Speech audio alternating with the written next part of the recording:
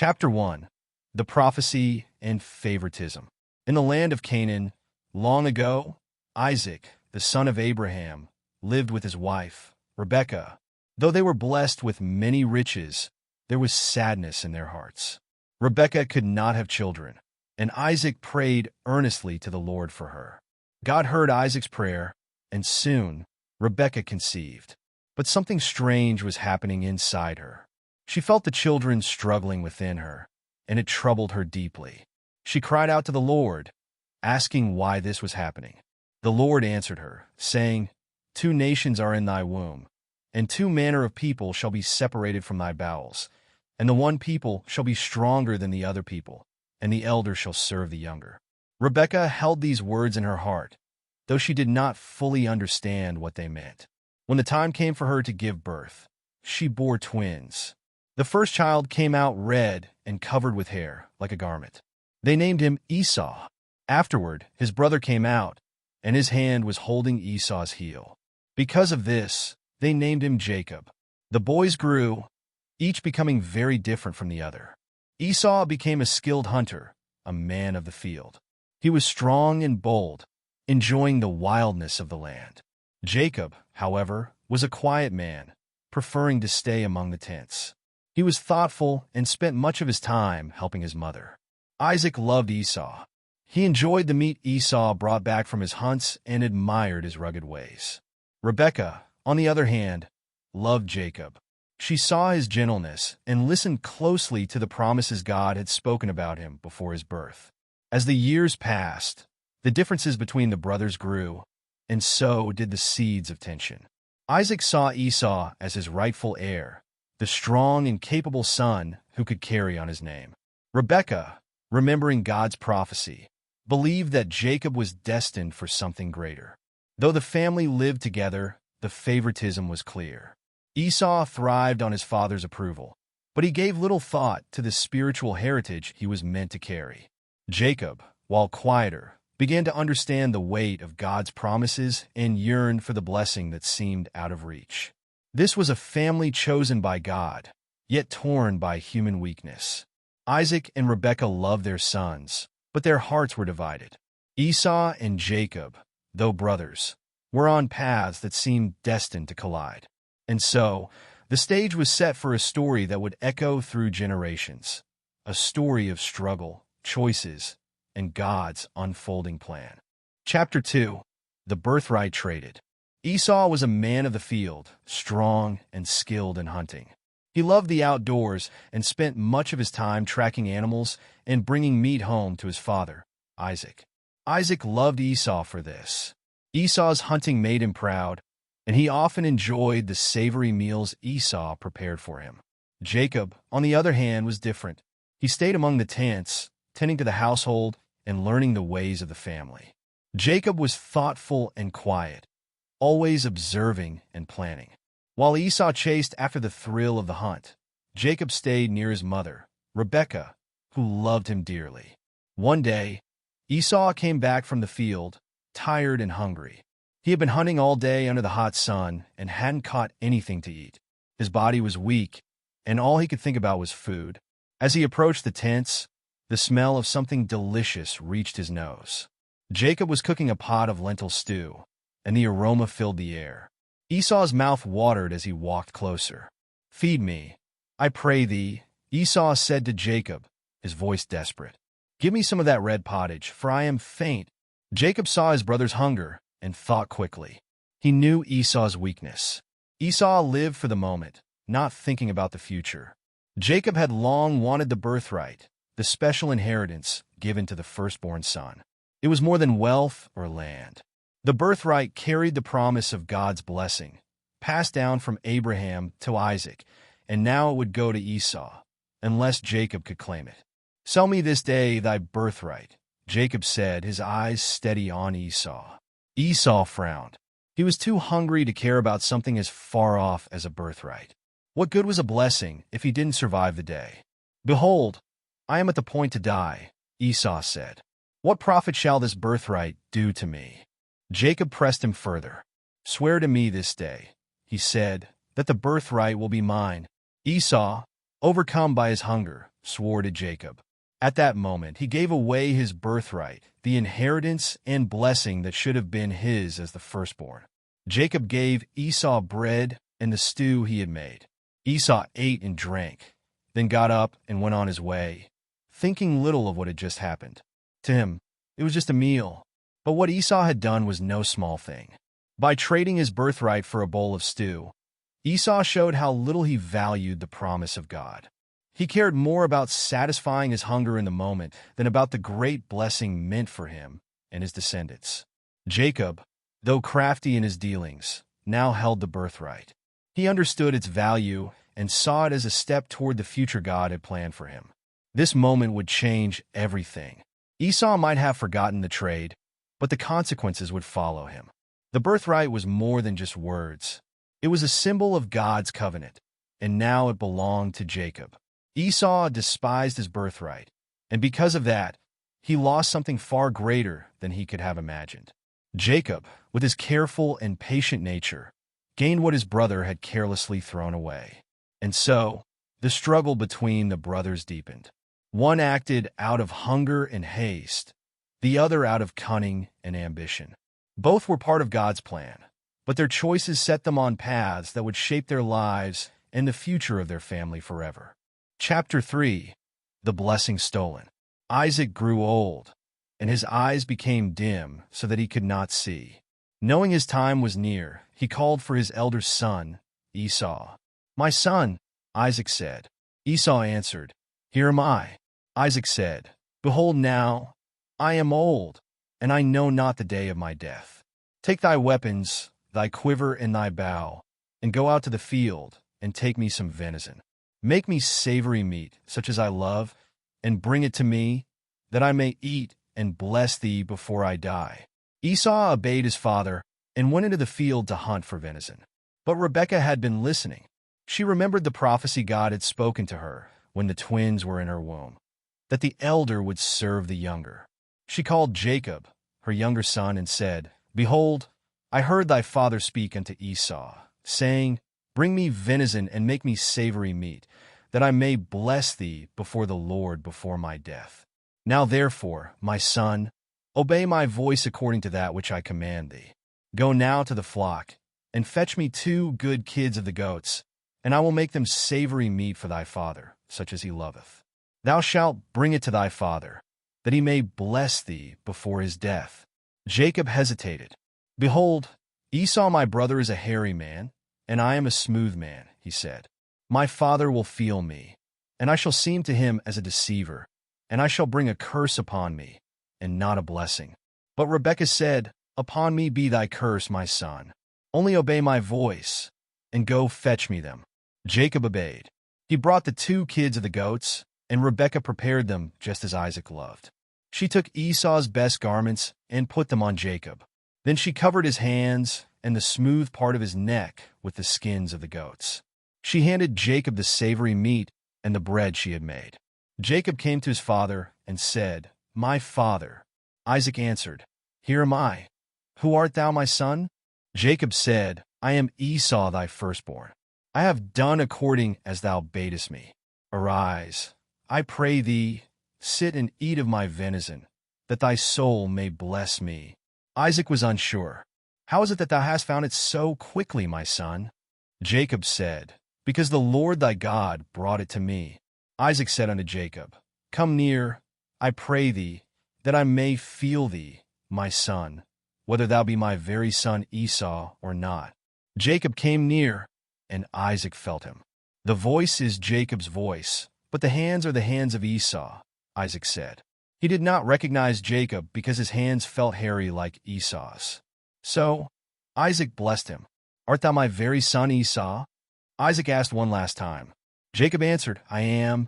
Isaac said, "Bring it near to me, and I will eat of my son's venison, that my soul may bless thee." Jacob brought him the food and the wine, and Isaac ate and drank. Then Isaac said, "Come near now, and kiss me, my son." Jacob came near and kissed him. Isaac smelled the garments of Esau on Jacob and said, "See, the smell of my son is as the smell of a field which the Lord hath blessed. Therefore, God give thee of the dew of heaven, and the fatness of the earth, and plenty of corn and wine. Let people serve thee, and nations bow down to thee. Be Lord over thy brethren, and let thy mother's sons bow down to thee. Cursed be every one that curseth thee, and blessed be he that blesseth thee. Jacob received the blessing and left his father's tent just in time, for Esau returned from the field. He had prepared his venison and came to his father, saying, Let my father arise and eat of his son's venison, that thy soul may bless me. Isaac trembled and said, Who? Where is he that hath taken venison and brought it me? I have eaten of all before thou camest, and have blessed him. Yea, and he shall be blessed. When Esau heard these words, he cried with a great and bitter cry. Bless me, even me also, O my father, he pleaded. But Isaac said, Thy brother came with subtlety, and hath taken away thy blessing. Esau said, Is not he rightly named Jacob? For he hath supplanted me these 2 times. He took away my birthright, and behold, now he hath taken away my blessing. Hast thou not reserved a blessing for me? Isaac answered, Behold, I have made him thy lord, and all his brethren have I given to him for servants.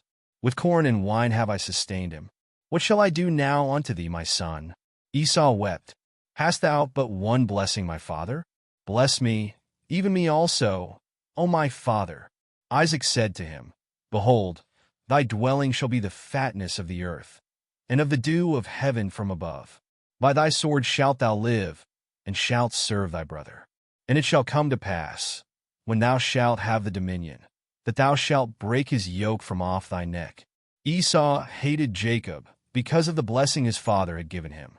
He said in his heart, The days of mourning for my father are at hand. Then will I slay my brother Jacob. Rebekah heard of Esau's plan, and called for Jacob. Behold, thy brother Esau comforteth himself, purposing to kill thee, she said. Now therefore, my son, obey my voice. Arise, flee thou to Laban, my brother, in Haran. Tarry with him a few days, until thy brother's fury turn away. Then I will send for thee. Jacob left, carrying with him the blessing of his father, but also the burden of his deceit. Esau remained, burning with anger and sorrow, his heart hardened by the loss of what should. Isaac's blessing was more than just words. It was a declaration of destiny, carrying the weight of God's promises passed down from Abraham to Isaac. This blessing shaped the future of nations, and both sons knew its value. In those days, a father's blessing was not just a personal favor. It was seen as binding, almost prophetic. What Isaac spoke would stand, and it could not be undone. Esau's birthright and the blessing were meant to go hand in hand, securing him a place of leadership in the family and a direct connection to the covenant God had made with their grandfather Abraham. But Esau had already shown his carelessness with the birthright, trading it for a single meal. Now, the blessing that was meant to solidify his role was slipping through his fingers without him even realizing it. Rebekah's actions were driven by more than favoritism. She remembered the prophecy from God that the elder would serve the younger, and she believed it was her duty to make sure Jacob received the blessing. But her methods were deceitful. Instead of trusting God to fulfill his word in his own time and way, she took matters into her own hands. Jacob, though hesitant at first, obeyed his mother. He likely understood the risks of their plan. If his father discovered the truth, it could mean a curse instead of a blessing. Yet Jacob's desire for the blessing outweighed his fear. He wanted what God had promised, and he was willing to go to great lengths to secure it, even if it meant deceiving his own father. Isaac, though physically weak and blind, was spiritually aware enough to sense something unusual. He questioned Jacob multiple times, unsure whether the voice he heard belonged to Esau. The doubt lingered in his mind, but the feel of the goat skins and the smell of Esau's garments convinced him. This moment shows how easily human senses can be deceived, especially when trust is misplaced. When Jacob received the blessing, it was not simply about wealth or power. The words Isaac spoke were a continuation of God's covenant. God give thee of the dew of heaven, and the fatness of the earth, and plenty of corn and wine, Isaac said, promising abundance and provision. Let people serve thee, and nations bowed down to thee," he declared, assigning leadership and dominion to Jacob. These words set Jacob apart as the chosen heir of God's promises, the one through whom the covenant would continue. Meanwhile, Esau's return from the field was filled with eager anticipation. He had done exactly as his father asked, hunting and preparing the savory meat Isaac loved. Esau walked into his father's tent with confidence, expecting to receive the blessing that would seal his place as the firstborn. The shock and pain Esau felt when he realized what had happened were overwhelming. His bitter cry was not just a response to the loss of a material inheritance. It was the anguish of a man who had been betrayed by his own brother and deceived by his family. "Hast thou but one blessing, my father?" Esau pleaded, his voice trembling with desperation. Isaac's trembling revealed the depth of his own shock and grief. Though he had been deceived, he could not take back the blessing he had given Jacob. In that moment, Isaac realized that Jacob was the chosen one, just as God had spoken before their birth. Even through deceit, God's will was being fulfilled. Esau's hatred for Jacob grew with each passing moment. The blessing he had lost was not just a family honor. It was his destiny as he saw it. Now he felt stripped of everything that mattered, left only with Isaac's words about living by the sword and serving his brother. His heart burned with anger, and he resolved to kill Jacob as soon as their father passed away. Rebekah, sensing the danger, acted quickly. She instructed Jacob to flee to her brother Laban in Haran, saying it would only be for a short time until Esau's anger cooled. But Jacob's journey to Haran would last much longer than expected, and the consequences of his actions would follow him wherever he went. Esau's pain did not end with Jacob's departure. His bitterness shaped the choices he made in the years that followed. In an attempt to gain favor with his father, Esau married daughters from the family of Ishmael, Abraham's other son, hoping this connection would mend some of the damage. But his actions only added to the tension in the family. The story of the stolen blessing is one of human weakness and divine sovereignty. Rebekah's impatience, Jacob's deceit, Isaac's blindness, and Esau's carelessness all played a role. Yet, through it all, God's plan was unfolding. Jacob, though flawed, was the one chosen to carry the covenant. Esau, despite his strength and skill, had lost both his birthright and his blessing. This chapter of their lives left scars on both brothers and their parents. Isaac mourned the betrayal. Rebekah faced the pain of sending her favored son away, and Esau was consumed with rage and grief. Jacob carried the weight of his deceit as he fled, knowing that his actions had divided his family and endangered his life. Though the blessing had been stolen, it was still God's will for Jacob to receive it. This moment marked the beginning of a journey for Jacob, one that would teach him humility, dependence on God, and the true meaning of the promises he had fought to obtain. For Esau, it was a turning point, a moment that revealed the consequences of his earlier choices and the role he would play in God's greater plan. Chapter 4. Rage and Rebellion.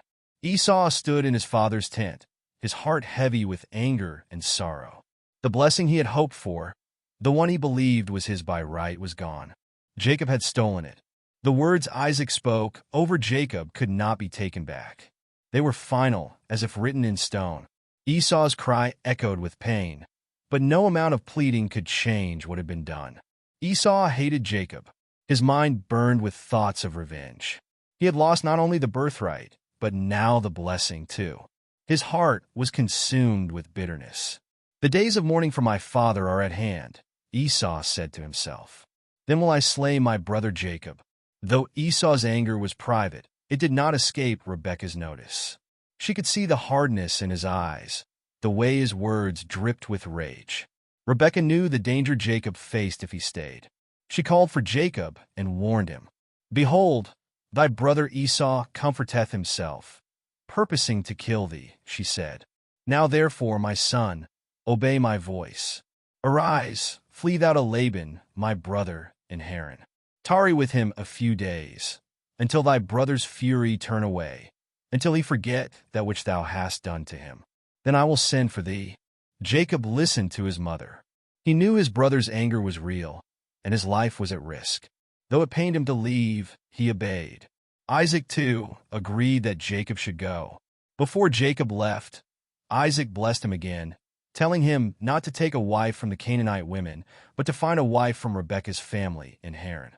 Isaac repeated the promise of God's blessing, the same covenant given to Abraham. With his father's words fresh in his heart, Jacob began his journey.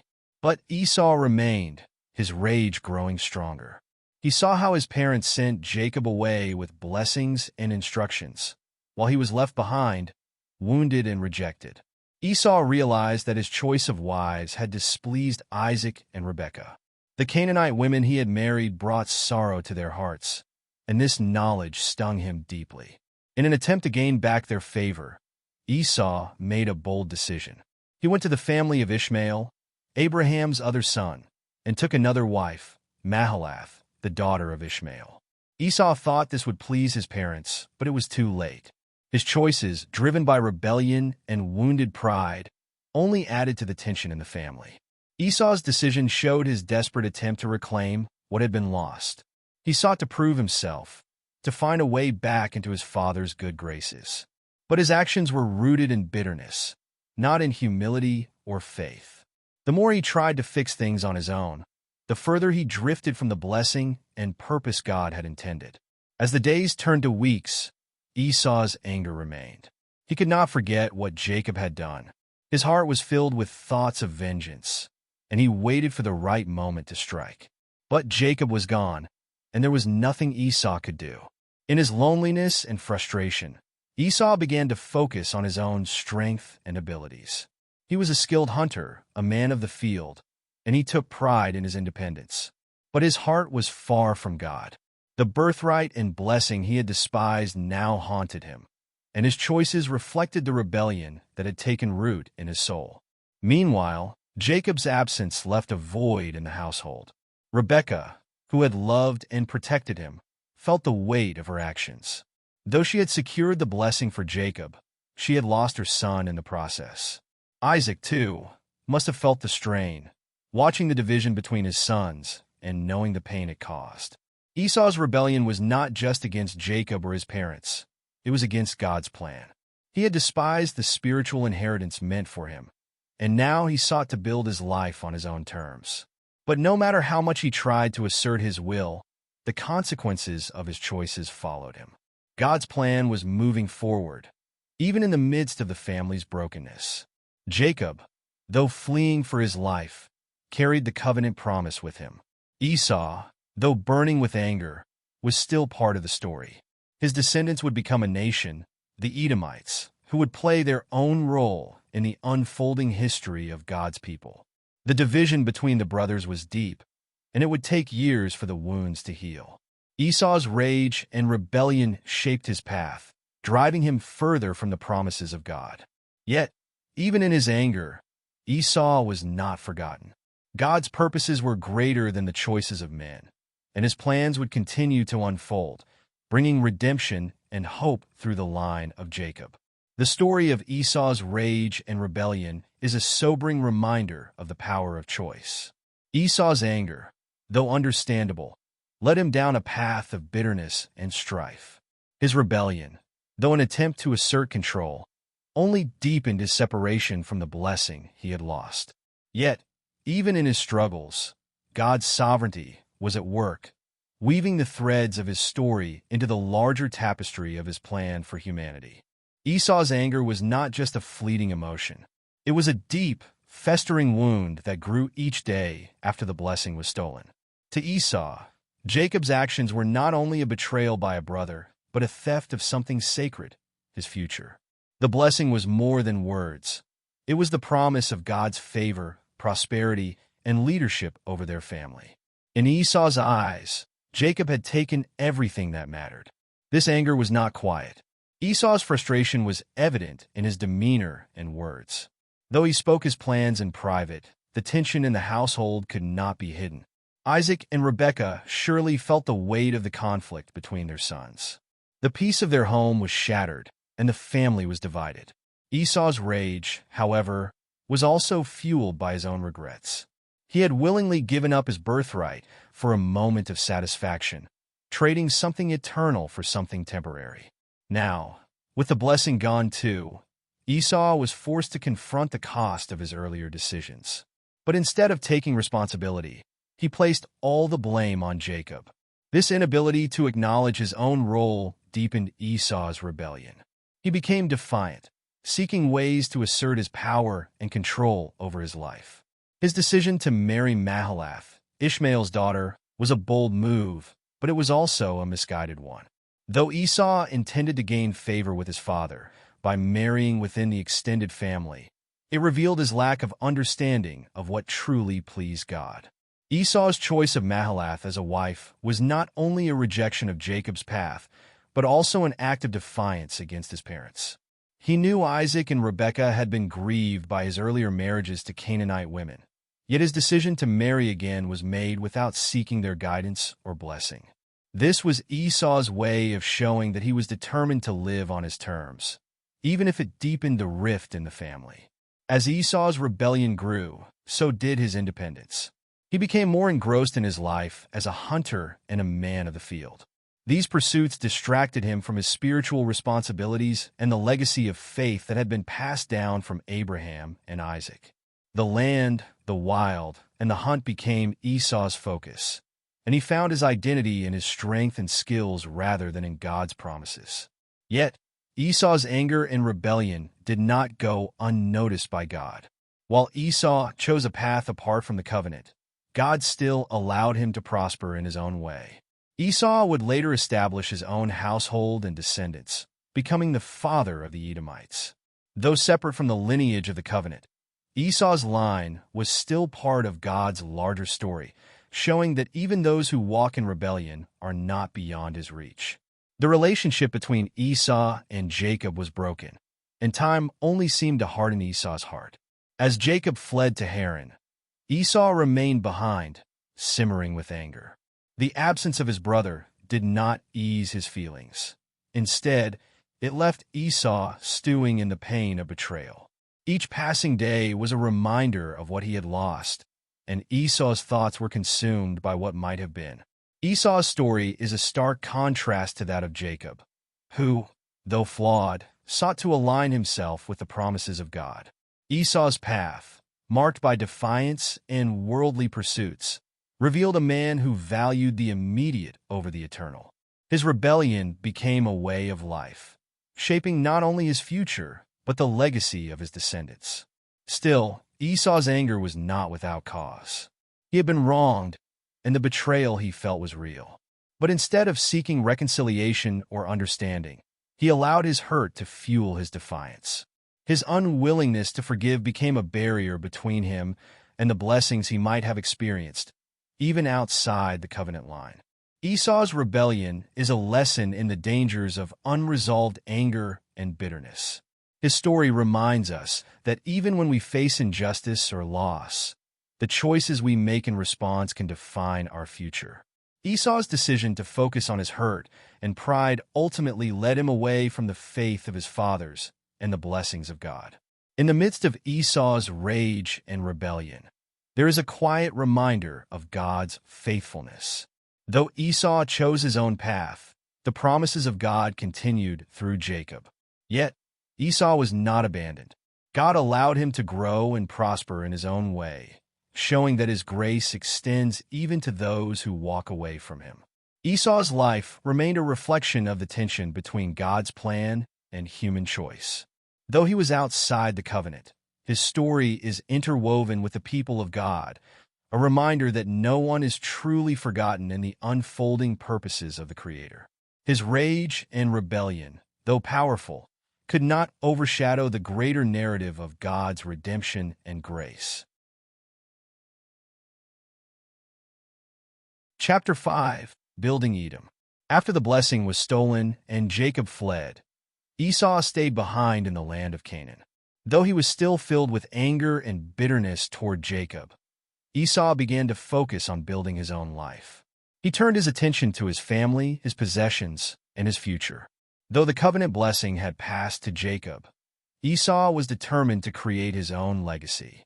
Esau had already married 2 Hittite women, Judith and Bashemath, from the land of Canaan.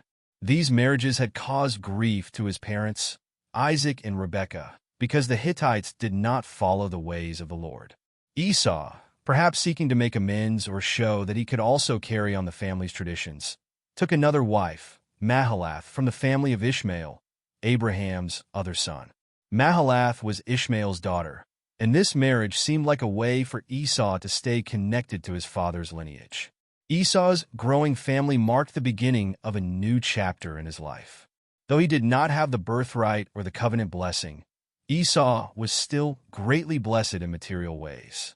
He became a powerful and wealthy man, with large flocks and herds, servants, and a growing household. Esau was a man of the field, skilled in hunting and survival, and he used his abilities to build a life for himself. But the land of Canaan could not support both Esau and Jacob's families. When Jacob returned from Haran years later, the brothers' possessions had grown so much that the land could no longer sustain them together. Their flocks and herds were too large, and they needed more space. Esau made the decision to leave Canaan and settle elsewhere. Esau moved his family and all his belongings to the land of Seir, which later became known as Edom. This move marked the beginning of the nation of Edom, a land and people that would descend from Esau. Seir was a mountainous region, rugged and challenging, but it suited Esau's strength and independence. He established his home there, and his descendants began to grow into a powerful people. The name Edom, meaning red, was tied to Esau's story. It reminded him of the red stew he had traded for his birthright, and of his own ruddy appearance at birth. The name became a symbol of Esau's legacy, and the nation of Edom carried his name into the future. Esau's sons and grandsons became leaders and rulers in Edom. The Bible lists many of their names, showing the growth of Esau's family and the establishment of his people. His descendants included Eliphaz, Ruel, Jush, Jalam, and Korah, who would go on to lead clans and tribes in Edom.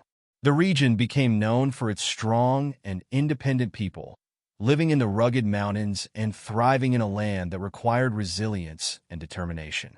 Though Esau's life was marked by separation from Jacob and the covenant blessing, his story did not end in failure. God allowed Esau to prosper in his own way. He became the father of a nation, fulfilling part of the promise God had made to Abraham, that his descendants would multiply and become great. Edom's location and people played a significant role in the history of the region. The land of Seir was strategically placed along important trade routes, and the Edomites became known for their skill in trade and survival. They were a strong and independent people, often in conflict with the Israelites, but their shared ancestry through Isaac and Abraham remained a connection between them. Esau's decision to move to Seir also demonstrated a level of wisdom and practicality. He recognized that the land of Canaan could not sustain both his and Jacob's families, and he chose to establish his own territory rather than compete for resources. This decision allowed both brothers to grow and thrive in their own ways, though their relationship remained strained. The Bible does not give many details about Esau's personal faith or relationship with God, but his story shows that God's blessings are not limited to those in the covenant line. Esau's life and legacy are a testament to God's provision and grace, even for those who take a different path. Esau's descendants continued to grow and expand, establishing their own identity as the Edomites. They built cities, developed their own culture, and became a nation in their own right. Though their relationship with the Israelites was often marked by conflict, the Edomites were a significant part of the biblical story, reminding us of Esau's role in the family of Abraham. The story of Esau and the building of Edom is a reminder of the complexity of God's plans. While Jacob was chosen to carry the covenant blessing, Esau was not forgotten. His life, though marked by anger and rebellion, was also a story of resilience, determination, and growth. Esau's journey to Seir and the establishment of Edom show that God's purposes are far-reaching, including even those who walk a different path. Edom's story, rooted in the legacy of Esau, became intertwined with the history of Israel. The two nations, though often at odds, shared a common ancestry and a connection that could not be erased. Esau's life and the building of Edom stand as a testament to the power of choice, the consequences of actions, and the enduring grace of God. Esau's move to the land of Seir marked the beginning of a significant chapter in his life, one that would shape his identity and legacy. Though he had grown up in Canaan, the land of promise, Esau chose a different path. His decision to leave Canaan was practical, but also symbolic. It reflected his separation from the covenant blessing and the distinct nation he would establish. The region of Seir was rugged and mountainous, a stark contrast to the plains and fertile lands of Canaan. This land suited Esau's nature, a man of the field, accustomed to living off the land. Seir was a place of opportunity, a region where Esau could carve out his own destiny apart from his brother Jacob. In Seir, Esau's independence flourished. Esau's large household included his wives, children, servants, and flocks. Moving such an expansive group required careful planning and leadership. Esau's ability to manage this transition demonstrated his strength as a leader and provider. Though he had been overshadowed by Jacob in terms of spiritual blessings, Esau excelled in building a thriving and self-sufficient household. The land of Seir did not come to Esau without effort. The Horites, the original inhabitants of the land, lived there before Esau arrived. Over time, Esau's family and followers displaced the Horites, establishing themselves as the dominant people in the region. This process of settling in Seir showed Esau's determination and ability to lead his people in claiming and defending their new home. Edom, named after Esau's nickname meaning red, grew into a significant nation. The name was tied to Esau's personal story, particularly the red stew for which he traded his birthright. Though this act was a moment of weakness, the name Edom became a lasting symbol of Esau's lineage and strength. The nation he founded carried his name, solidifying his legacy for generations. Esau's descendants, known as the Edomites, quickly organized into clans and tribes. Each of Esau's sons, Eliphaz, Reuel, Jush, Jalam, and Korah, became the heads of their own clans. These families expanded and established themselves across Seir, building cities and developing their own culture and governance. This structure allowed Edom to grow into a cohesive and resilient nation. Among Esau's descendants, Eliphaz, his firstborn, played a particularly prominent role. Through Eliphaz came Amalek, who would later become the forefather of the Amalekites. The Amalekites were a distinct people who would interact, often in conflict, with the Israelites in later biblical history. This connection underscores how Esau's legacy extended beyond Edom, influencing other nations and peoples in the region. The Edomites were known for their resourcefulness and ability to thrive in challenging environments. The mountainous terrain of Seir required innovation and resilience. They constructed fortified cities, dug wells, and developed trade routes that connected them to surrounding regions. These trade routes, such as the King's Highway, made Edom an important player in the economic landscape of the ancient Near East. Despite their separation from the covenant line of Jacob, the Edomites were still part of the broader story of God's dealings with humanity. Their shared ancestry with the Israelites through Isaac and Abraham created a complicated relationship between the two nations. Throughout biblical history, Edom and Israel would interact as both relatives and rivals. Esau's role as the patriarch of Edom is significant because it shows that his life, though not aligned with the covenant, was not without purpose. His decision to build his life in Seir and establish a nation was a testament to his determination to create something lasting. Esau's story reminds us that God's blessings can take many forms, and that even those outside the chosen line can play an important role in his plans. The relationship between Edom and Israel was often marked by tension and conflict. This dynamic began with Esau and Jacob's strained relationship and continued through their descendants. When the Israelites traveled through the wilderness on their way to the Promised Land, they requested passage through Edom. The Edomites, however, refused, forcing the Israelites to take a longer route. This act of hostility highlighted the lingering resentment between the two nations. Yet, the connection between Edom and Israel could not be entirely erased. Their shared history through Abraham and Isaac remained a link, even in times of division. Edom's story is a reminder that family ties, even when fractured, carry a lasting significance. Esau's decision to leave Canaan and establish Edom also reflected his recognition that his place in God's plan was different from Jacob's. While Jacob carried the covenant blessing, Esau embraced his own path. His prosperity and the establishment of Edom were not a rejection of God, but a fulfillment of his unique role in the broader narrative of the Bible. As Edom grew, it became a powerful and independent nation. The Edomites developed their own kingship and governance, separate from the Israelite system of judges and later kings. This independence underscored their distinct identity and determination to thrive as a nation apart from their relatives. Esau's legacy as the founder of Edom demonstrates the complexity of human choices and divine plans. Though he had been bypassed for the covenant blessing, his life was still meaningful and impactful. The nation of Edom stands as a testament to Esau's resilience, strength, and ability to build a lasting legacy. Edom's story, rooted in Esau's decision to settle in Seir, reminds us that God's plans include a wide range of people and purposes. While Jacob's line carried the covenant, Esau's line contributed to the broader history of the region and played a role in shaping the events of the Bible. Esau's life, marked by both struggles and triumphs, is a reminder that even those who... Chapter 6, The Reunion. Years had passed since Esau and Jacob had last seen each other. Jacob had fled to Haran, running from his brother's anger after he had stolen the blessing. Jacob's life had changed much over the years. He had married, worked for Laban, and had children. He had become a wealthy man, but he carried the weight of his past, his brother Esau's deep anger, and his own deception. As time passed, God spoke to Jacob, telling him it was time to return to the land of his father, Isaac, and reconcile with his brother Esau. Jacob was afraid. He knew that Esau still held a grudge against him. The last time they had met, Esau had sworn to kill him. Jacob did not know how his brother would respond.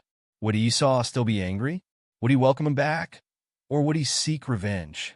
Jacob's fear was so great that he made plans to send gifts to Esau in an attempt to soften his heart.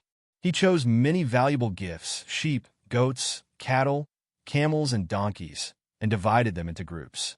He sent each group ahead of him, hoping that the gifts would show Esau that he came in peace. Jacob also sent messengers to Esau, telling him that Jacob was coming back home and that he wanted to find favor with him. The messengers returned with troubling news. Esau was coming to meet Jacob, and he had 400 men with him. Jacob was terrified. The thought of facing Esau's anger and the possibility of a battle weighed heavily on him. But Jacob did not give up. He prayed to God, asking for help and reminding God of the promises he had made to Abraham and Isaac. Jacob prayed for deliverance, asking God to protect him and his family. He acknowledged that he was unworthy of all the blessings God had given him. Jacob's prayer was filled with humility and fear, but it was also filled with faith. He knew that God had promised to be with him and to bless him, and he trusted that God could bring peace between him and Esau. After praying, Jacob prepared himself and his family for the meeting with Esau. He arranged his wives and children into groups, hoping to protect them if Esau came with violence. Jacob placed his favorite wife, Rachel, and his beloved son, Joseph, in the back, hoping that they would be the last to face Esau's wrath. The rest of the family and servants were placed in front. As Jacob waited for the moment of truth, he was alone for a while. In the quiet of the night, something extraordinary happened. A man appeared to him and began wrestling with him. Jacob fought with this man all through the night, refusing to give up. As the dawn approached, the man touched Jacob's hip, causing it to become dislocated. Despite the injury, Jacob did not let go of the man. He held on tightly, saying, "I will not let thee go, except thou bless me." The man asked Jacob his name, and Jacob replied, "Jacob." The man then told him that from that moment on, his name would be changed to Israel, meaning a prince with God. This was a powerful moment for Jacob, as he realized that he had struggled with God and had prevailed. Jacob named the place where this event took place Peniel, meaning the face of God, for he had seen God face to face and yet lived. After this encounter, Jacob continued his journey to meet Esau. The next day, Jacob saw his brother coming toward him with his 400 men. Jacob did something that might have seemed strange to his family. He bowed down to the ground 7 times as Esau approached. This act of humility was a sign of respect and a way of showing Esau that he came in peace. As Esau drew closer, Jacob saw that he was not coming with anger. Esau ran to Jacob, and to Jacob's surprise, he embraced him. Esau threw his arms around Jacob's neck and kissed him.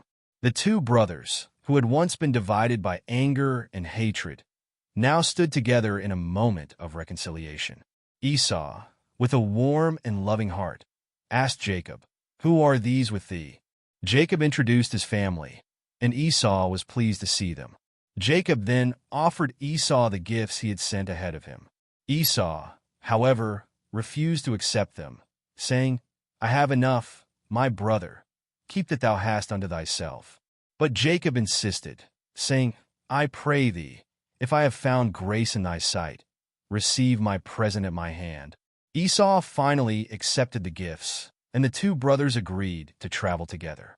Jacob offered to go with Esau to Seir, but Esau, seeing that Jacob's journey had been long and hard, told him to go at his own pace. Esau then returned to his home in Seir, while Jacob and his family continued their journey to the land of Canaan. This reunion was a moment of great healing. Jacob, who had once feared for his life, was now embraced by his brother. The anger and bitterness that had once separated them were gone, replaced by forgiveness and love. Jacob had been willing to humble himself before Esau, and Esau had shown grace and mercy. This reunion was also a sign of God's faithfulness. Jacob had trusted in God's promise of protection and blessing, and God had answered his prayer. The peace between Jacob and Esau was not just a result of Jacob's gifts or his humility, but also of God's work in their hearts. The reunion of Jacob and Esau is a powerful reminder of the importance of reconciliation. The brothers had been divided for years, but they were able to come together in peace through forgiveness. This story shows that no matter how deep the hurt or how long the separation, reconciliation is possible when both sides are willing to seek peace and forgiveness. As Jacob and Esau parted ways, they went their separate paths, but their story was one of healing and restoration. Jacob had feared that the past would define their future, but in the end, God brought them together, healing their broken relationship. This reunion marked the beginning of a new chapter in both of their lives, one where they could move forward in peace and grace. Jacob continued his journey, and Esau returned to his land. Though they were no longer close in proximity, the bond of brotherhood remained. The story of their reunion is a beautiful picture of how God can bring healing to even the deepest of wounds, and how forgiveness and reconciliation can bring restoration. Chapter 7. The Legacy of God's Rejection. Esau's life, though filled with great challenges and moments of blessing, was also defined by a profound rejection from God. This rejection was not because Esau was inherently evil or bad, but because of the choices he made throughout his life. God's rejection of Esau had lasting effects, not only on Esau himself, but also on his descendants, the Edomites. Though Esau's descendants would grow into a powerful nation, they would always carry the legacy of their father's story, one of lost blessings, missed opportunities, and the consequences of choices made. God's decision to reject Esau in favor of Jacob was first spoken when the twins were still in Rebekah's womb. Before they were born, God told Rebekah that the elder shall serve the younger. This was a surprising prophecy, as in those times, the firstborn son was supposed to receive the birthright and blessings of the father. But God's plan was different. He chose Jacob over Esau, even before they were born, to fulfill his purpose for the family of Abraham. Esau, the firstborn, did not fully understand the importance of his birthright. As the eldest, he should have valued his position and the blessings that came with it. But when he was hungry one day, he sold his birthright to Jacob for a bowl of stew. This act of impulsiveness marked the beginning of Esau's disregard for the blessings of God. It showed that Esau valued immediate satisfaction over lasting spiritual blessings. God had chosen Jacob, but Esau's choices made it clear that he did not care for the spiritual inheritance that came with the birthright. When Isaac, their father, grew old and blind, Esau was ready to receive his blessing. He went hunting, hoping to bring his father a delicious meal and receive the blessing of the firstborn. But while Esau was out hunting, Jacob, with the help of his mother Rebekah, deceived Isaac and took the blessing that Esau had rightfully expected to receive. Isaac, after realizing what had happened, trembled greatly. He understood that the blessing had been given to Jacob, and there was no way to undo it. Esau's reaction was one of deep sorrow and anger. He cried out with a bitter cry, asking his father, "Hast thou but one blessing, my father? Bless me, even me also, O my father." But Isaac had already given the blessing to Jacob, and though he tried to bless Esau, it was not the same. Esau's heart was broken, and he was filled with resentment toward his brother. He had been rejected by God's plan and lost the blessing that could have been his. Esau's bitterness grew, and he vowed to kill Jacob once their father had passed away. This vow of vengeance was a reflection of his inner turmoil and anger. He had been robbed, or so he thought, of what was rightfully his. His emotions were driven by the pain of rejection and the loss of what he believed should have been his inheritance. But Jacob, fearing for his life, fled to Haran, leaving Esau behind. Years passed, and Jacob's life took many turns. He married, had children, and prospered, but in his heart, he never forgot the harm he had caused Esau. Though God blessed Jacob abundantly, the tension between the brothers remained.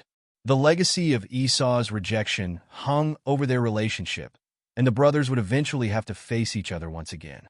As Esau's life continued, he made choices that would shape his future and the future of his descendants. He moved to the land of Seir, and there he founded the nation of Edom. Esau's descendants, the Edomites, grew into a mighty people, but they were always marked by their separation from the Israelites. Though they were brothers through Isaac and Abraham, the Edomites lived as rivals to the Israelites, and their history was one of conflict and tension. The Edomites' bitterness toward the Israelites, rooted in the rejection of Esau, would continue for generations. In the years to come, the Edomites would oppose Israel, sometimes siding with Israel's enemies. They would fight against the Israelites in battles and cause trouble for God's people. This ongoing conflict between the two nations was a reminder of Esau's rejection and the long-lasting effects it had on his descendants. Even though Esau's descendants prospered in material ways, their rejection of God's blessings was still evident in their spiritual condition. The Edomites did not embrace the ways of God as the Israelites did. They were often idolaters, worshiping false gods and living in ways that were far from God's will. This spiritual separation further deepened the rift between them and the Israelites. Throughout the Bible, God's rejection of Esau is mentioned several times. In the book of Malachi, God speaks of his love for Israel and his hatred for Esau, saying, "I have loved you, saith the Lord. Yet ye say, Wherein hast thou loved us? Was not Esau Jacob's brother? Saith the Lord. Yet I loved Jacob, and I hated Esau, and laid his mountains and his heritage waste for the dragons of the wilderness." This passage shows the consequences of Esau's rejection of God's blessing. His land was left desolate, and his people would eventually face destruction. The Bible also tells us that God's rejection of Esau was not a personal hatred, but a result of Esau's choices.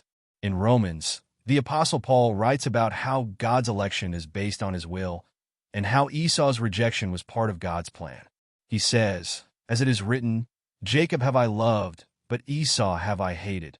This statement shows that God's choice of Jacob was not about favoritism, but about his sovereign will to fulfill his promises to Abraham, Isaac, and their descendants. Esau's rejection by God is a reminder of the importance of valuing God's blessings. It shows how easy it is to make decisions based on momentary desires or anger, but how costly those decisions can be in the long run. Esau's life teaches us that we should never take God's blessings for granted. God's favor is precious, and we should seek to honor him in all that we do. Though Esau was rejected in favor of Jacob, his life still held meaning. His descendants, the Edomites, played a role in the history of Israel. Despite the conflict between the two nations, there were moments when the Edomites helped Israel, and in some ways, they were connected through their shared heritage. God's sovereignty in choosing Jacob over Esau did not erase the significance of Esau's life or his people.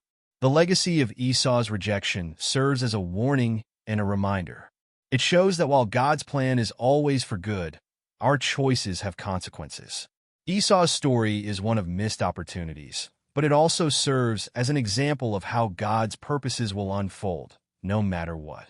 God's rejection of Esau was not the end of his life, but it was a turning point that shaped his future and the future of his descendants.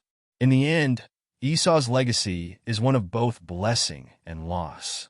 He was rejected for the covenant blessings, but God still provided for him in other ways.